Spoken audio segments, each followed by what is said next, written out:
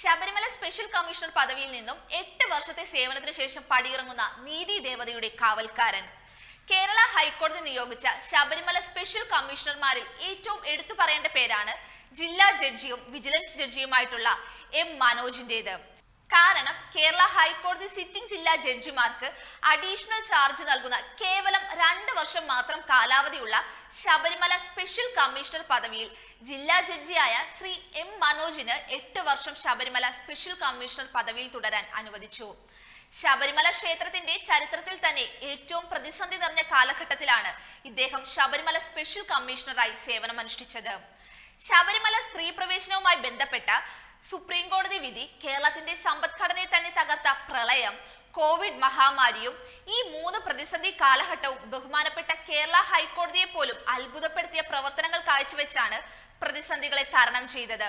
ഇദ്ദേഹത്തിന്റെ കേരള ജുഡീഷ്യറിയിലെ ന്യായാധിപ വൈഭവവും ജോലിയിലുള്ള അർപ്പണ മനോഭാവവും സത്യസന്ധതയും ശബരിമല ശ്രീധർമ്മശാസ്താവിന്റെ അനുഗ്രഹവും കൊണ്ട് മാത്രമാണ് പ്രതിസന്ധികൾ തരണം ചെയ്യാൻ സാധിച്ചതെന്നത് തീർച്ചയാണ്. ശബരിമല സ്പെഷ്യൽ കമ്മീഷണർ പദവിയിൽ നിന്നും ഒഴിയുന്നത് കേരള ഹൈക്കോടതി മുൻപാകെ ഇദ്ദേഹം നൽകിയ അപേക്ഷ പ്രകാരം എന്നത് ഏറ്റവും ശ്രദ്ധേയമാണ്. 2016 ശബരിമല സ്പെഷ്യൽ കമ്മീഷണറായി ചുമതലയേറ്റ ഇദ്ദേഹം തീർത്ഥാടന കേന്ദ്രങ്ങളായ എരുമേലി, നിലയ്ക്കൽ, പമ്പ, ശബരിമല സന്ദർശിച്ച് ഭക്തർക്ക് വേണ്ടുന്ന അടിസ്ഥാന സൗകര്യങ്ങളും വാഹന പാർക്കിംഗ് സൗകര്യം, തീർത്ഥാടന കേന്ദ്രങ്ങളിൽ എത്തുന്ന ഭക്തർക്ക് വേണ്ടുന്ന അന്നദാന സൗകര്യം, ശബരിമല തീർത്ഥാടനവുമായി ബന്ധപ്പെട്ട റോഡുകളുടെ സുരക്ഷിതത്വം, മകരവിളക്ക് ദർശന സ്ഥലങ്ങളിലെ ഭക്തരുടെ സുരക്ഷിതത്വം എന്നീ കാര്യങ്ങളായിരുന്നു പ്രത്യേക ശ്രദ്ധ ചെലുത്തിയിരുന്നത്. ശബരിമല വികസന അതോറിറ്റി മീറ്റിംഗിൽ ശബരിമലയിൽ എത്തുന്ന ഭക്തർക്കായി ഒരു അന്നദാന മണ്ഡപം വേണമെന്നതുള്ളത് അദ്ദേഹത്തിന്റെ ആദ്യ ആശയം. അങ്ങനെയാണ് ഏഷ്യയിലെ തന്നെ ഏറ്റവും വലിയ 5000 ഭക്തർക്ക് ഒരുമിച്ച് അന്നദാനം കഴിക്കാവുന്ന തരത്തിലുള്ള അന്നദാന മണ്ഡപം ശബരിമലയിൽ യാഥാർത്ഥ്യമായത്. കൂടാതെ പമ്പയിൽ എത്തുന്ന ഭക്തർക്കായി അന്നദാന മണ്ഡപ സൗകര്യം ഒരുക്കിയത് ഇദ്ദേഹത്തിന്റെ സുപ്രധാന നേട്ടമാണ്. ശബരിമല സോപാനത്ത് തന്ത്രിയും മേൽശാന്തിയും ഉൾപ്പെടുന്ന പൂജാരിമാർക്ക് ക്ഷേത്ര ശ്രീകോവിലിൽ പ്രവേശിക്കുന്നതിന് തടസ്സമുണ്ടാക്കുന്നു എന്നത് ശ്രദ്ധയിൽപ്പെട്ട് സോപാനത്തെ VIP സ്പെഷ്യൽ ദർശനം നിർത്തലാക്കി തത്വമസി ആശയം നടപ്പിലാക്കിയ ശബരിമല സ്പെഷ്യൽ കമ്മീഷണറാണ് ഇദ്ദേഹം. ശബരിമലയിൽ പ്ലാസ്റ്റിക് നിരോധനം ഏർപ്പെടുത്തിയ ഹൈക്കോടതി ഉത്തരവ് സ്പെഷ്യൽ കമ്മീഷണർ ശ്രീ എം മനോജിന്റെ സുപ്രധാന റിപ്പോർട്ടിന്റെ അടിസ്ഥാനത്തിലാണ്.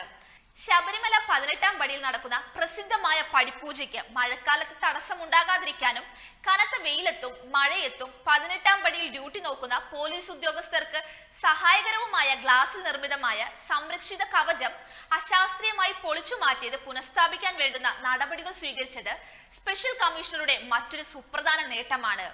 ശബരിമല ക്ഷേത്ര ദർശനത്തിനുള്ള വെർച്വൽ ക്യൂ സമ്പ്രദായം കേരള പോലീസിന്റെ മേലുള്ള അമിതമായ ജോലിഭാരം കുറയ്ക്കുക എന്ന ആശയം മുൻനിർത്തി VQ പോലീസിൽ നിന്നും തിരികെ തിരുവിതാംകൂർ ദേവസ്വം ബോർഡിനെ ബഹുമാനപ്പെട്ട കേരള ഹൈക്കോടതി ഉത്തരവിൽ പ്രകാരം ഏൽപ്പിച്ചത് സ്പെഷ്യൽ കമ്മീഷണറുടെ റിപ്പോർട്ടിന്റെ അടിസ്ഥാനത്തിലാണ്. മകരവിളക്ക് കാണാൻ ശബരിമല പാണ്ടിത്താവളം ഭാഗത്ത് തമ്പടിക്കുന്ന ഭക്തർക്ക് അവിടെ തന്നെ അന്നദാന സൗകര്യം ഏർപ്പെടുത്തിയത് സ്പെഷ്യൽ കമ്മീഷണറുടെ ശ്രമഫലമായാണ്. തിരുവിതാംകൂർ ദേവസ്വം ബോർഡ് നേതൃത്വം നൽകുന്ന പവിത്രം ശബരിമല പദ്ധതി എന്ന ആശയവും സ്പെഷ്യൽ കമ്മീഷണറുടേതായിരുന്നു. ശബരിമലയിൽ എത്തുന്ന ഭക്തർക്കായി ഒരുക്കിയിട്ടുള്ള ഗസ്റ്റ് ഹൗസുകളുടെയും വിരികളുടെയും നവീകരണ പ്രവർത്തനങ്ങൾ അടിയന്തരമായി നടത്തുന്നതിന്റെ പ്രാധാന്യം കേരള ഹൈക്കോടതിയിൽ സ്പെഷ്യൽ കമ്മീഷണർ റിപ്പോർട്ട് ചെയ്തിട്ടുണ്ട്. ഭക്തർക്കായി പമ്പയിലെ വാഹന പാർക്കിംഗ് പഴയ സ്ഥിതിയിലേക്ക് കൊണ്ടുവരുന്നതിന് വേണ്ടുന്ന നടപടികൾ കേരള ഹൈക്കോടതിയിൽ റിപ്പോർട്ട് സമർപ്പിച്ച് അനുകൂല ഉത്തരവ് സമ്പാദിക്കാൻ സാധിച്ചത് ഇദ്ദേഹത്തിന്റെ സുപ്രധാന നേട്ടമാണ്. മറ്റൊരു സുപ്രധാന കാര്യം, തിരുവിതാംകൂർ ദേവസ്വം ബോർഡിൽ നിന്നും കൈമോശം വന്ന ശബരിമല വനമേഖലയിലെ ദേവസ്വം ഭൂമി സംരക്ഷിച്ചു കിട്ടുന്നതിന് കേരള ഹൈക്കോടതി റിപ്പോർട്ട് സമർപ്പിച്ച് കേരള ഹൈക്കോടതിയുടെ ഉത്തരവിൻ പ്രകാരം ഒരു അഡ്വക്കേറ്റ് കമ്മീഷണറുടെ മേൽനോട്ടത്തിൽ റിസർവേ നടത്തി ദേവസ്വം ഭൂമി തിരികെ പിടിച്ചത് ഇദ്ദേഹത്തിന്റെ പ്രവർത്തന മികവാണ്. ശബരിമല തീർത്ഥാടനത്തിനെത്തുന്ന അന്യ സംസ്ഥാന അയ്യപ്പ ഭക്തരിൽ നിന്ന് സാമ്പത്തികം വാങ്ങി അവർക്ക് വേണ്ടി സന്നിധാനത്ത് സ്പെഷ്യൽ ദർശനവും താമസ സൗകര്യവും പമ്പയിൽ പ്രത്യേക വാഹന പാർക്കിംഗ് സൗകര്യവും ഒരുക്കി കൊടുക്കുന്ന അഴിമതിക്കാരായ ഉദ്യോഗസ്ഥർക്കെതിരെ യാതൊരുവിധ വിട്ടുവീഴ്ചയുമില്ലാതെ ശക്തമായ നടപടിയെടുത്ത് ഇത്തരം അഴിമതിക്കാരെ ശബരിമല ഡ്യൂട്ടിയിൽ നിന്നും പുറത്താക്കുകയും ശബരിമല തീർത്ഥാടനവുമായി ബന്ധപ്പെട്ട് TDP വിജിലൻസ് വിഭാഗം കണ്ടെത്തുന്ന അഴിമതികൾ കൃത്യമായി കേരള ഹൈക്കോടതി റിപ്പോർട്ട് ചെയ്യുകയും ചെയ്തു.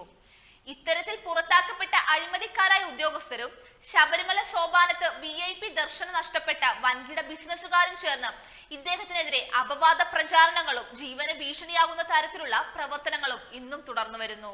ഇദ്ദേഹത്തിന് പോലീസ് ഡിപ്പാർട്ട്മെന്റിൽ നിന്നും സുരക്ഷ ഒരുക്കിയത് പത്തനംതിട്ട ജില്ലാ പോലീസിൽ നിന്നുള്ള ഗൺമാൻമാരായ ശ്രീ രഞ്ജിത് കെ നായരും ശ്രീ ശിവപ്രസാദ് എന്നിവരാണ്. മറ്റൊരു സുപ്രധാന കാര്യം, ശബരിമല സ്പെഷ്യൽ കമ്മീഷണർ പദവി ഇദ്ദേഹത്തിന്റെ കോടതി പ്രവർത്തനങ്ങളെ യാതൊരുവിധ തരത്തിലും തടസ്സപ്പെടുത്തിയിരുന്നില്ല എന്നതിന് ഉത്തമ ഉദാഹരണമാണ് ശബരിമല സ്പെഷ്യൽ കമ്മീഷണർ പദവി വഹിച്ച സമയവും ഇദ്ദേഹം പറഞ്ഞ സുപ്രധാനമായ കോടതി വിധികളും. ഇതിൽ ഏറ്റവും സുപ്രധാന വിധിയാണ് കൊല്ലം ജില്ലാ ജഡ്ജിയായിരുന്ന സമയത്ത് ഇദ്ദേഹം വിധി പറഞ്ഞ ഉത്ര കൊലക്കേസ് വിധിന്യായം. എം മനോജിനെ പോലുള്ള ഒരു സ്പെഷ്യൽ കമ്മീഷണറെ ഈ പദവിയിൽ നിയോഗിച്ച കേരള ഹൈക്കോടതിയെ എത്ര അഭിനന്ദിച്ചാലും മതിയാകില്ല. ഈ നീതി ദേവതയുടെ കാവൽക്കാരൻ ശബരിമലയുടെ പ്രവർത്തനങ്ങളിൽ കൈക്കൊണ്ട നടപടികൾ, അത് കാരണമുണ്ടായ മാറ്റങ്ങൾ എന്നിവ വിലമതിക്കാനാവില്ല.